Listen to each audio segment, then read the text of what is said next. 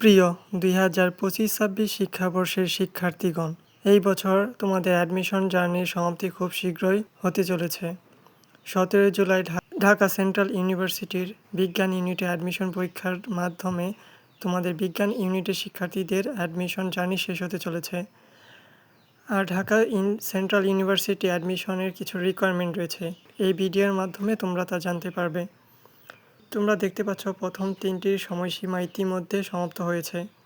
আবেদনের সময়সীমা যা ছিল 10 জুলাই দুপুর 12টা থেকে 20 জুন 2026 রাত 11টা 59 পর্যন্ত এবং প্রক্রিয়াধীন আবেদনকারীদের ন্যূনতম যোগ্যতা যাচাইয়ের সময়সীমা ছিল 21 জুন 2026 রাত 12টা থেকে 23 জুন 2026 রাত 11টা 59 পর্যন্ত।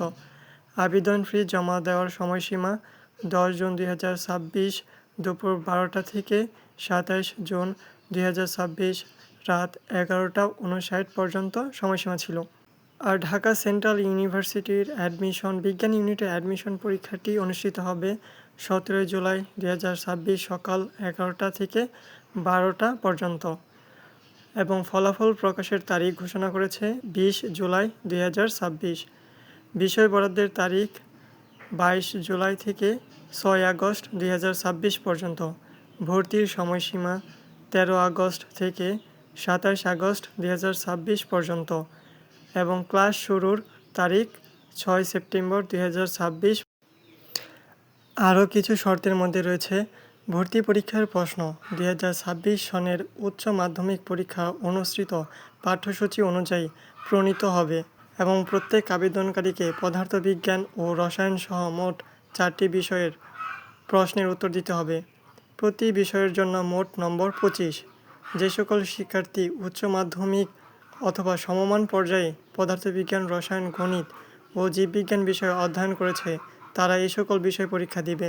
তবে আবেদনকারী ইচ্ছা করলে শুধুমাত্র উচ্চ মাধ্যমিক পর্যায়ের চতুর্থ বিষয়ের পরিবর্তে বাংলা অথবা ইংরেজি যে কোনো একটি বিষয় পরীক্ষা দিতে পারবে।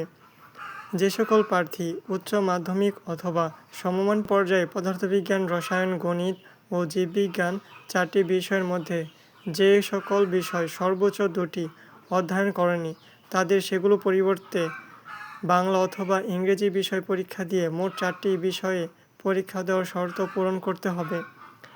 একজন আবেদনকারী কোনো বিষয়ে ভর্তি হতে পারবে তা নির্ভর করে সে উচ্চ মাধ্যমিক অথবা সমমান পর্যায়ে কোন কোন বিষয় অধ্যয়ন করেছে তার উপর। বিজ্ঞান বহির্ভূত বিষয়সমূহে ভর্তির জন্যও এটি প্রযোজ্য। বিজ্ঞান ইউনিটের কোনো পরীক্ষার্থী কলা ও সামাজিক বিজ্ঞান ইউনিট বা ব্যবসায় শিক্ষা ইউনিটে পরীক্ষায় অংশগ্রহণ করতে পারবে না।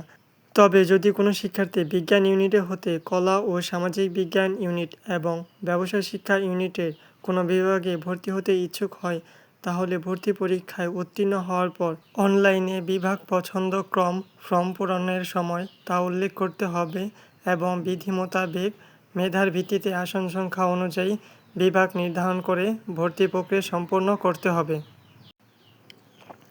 আরও কিছু গুরুত্বপূর্ণ শর্তের মধ্যে রয়েছে এসএসসি অথবা সমমান পরীক্ষা অবশ্যই 2020 থেকে 2023 সালের মধ্যে সম্পন্ন করতে হবে এবং এইচএসসি অথবা সমমান পরীক্ষা 2024 থেকে 2025 সালের মধ্যে সম্পন্ন করতে হবে। এসএসসি এবং এইচএসসি চতুর্থ বিষয়সহ পরীক্ষার মোট জিপিএ ন্যূনতম 7 হতে হবে। মেধা তালিকা তৈরির ক্ষেত্রে আমাদের টোটাল মার্কটা হচ্ছে 120-এর মধ্যে হিসাব করা হবে, যার মধ্যে ভর্তি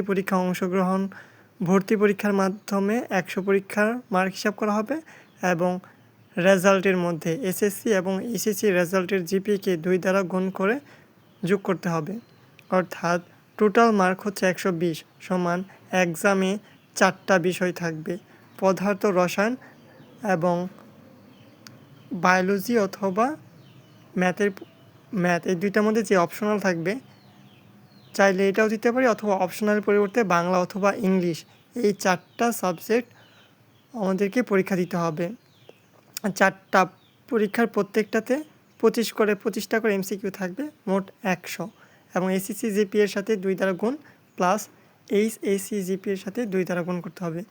যদি কারো এইচএসসি পরীক্ষা 2024 সালে 2024 সালে হয়, সেক্ষেত্রে মোট মার্ক থেকে 2 মার্ক কর্তন করা হবে। প্রতিটি ভুল উত্তরের জন্য 0.25 মার্ক কর্তন করা হবে। পরীক্ষায় কোনো ধরনের ক্যালকুলেটর ব্যবহার করা যাবে না। আবেদনকারীগণ 5/7/2026 হতে ওয়েবসাইটে লগ ইন করে প্রবেশপত্র ডাউনলোড করতে পারবে। ওয়েবসাইট থেকে বিজ্ঞান ইউনিটের আসন বিন্যাস জানা যাবে 14/7/2026 তারিখ থেকে।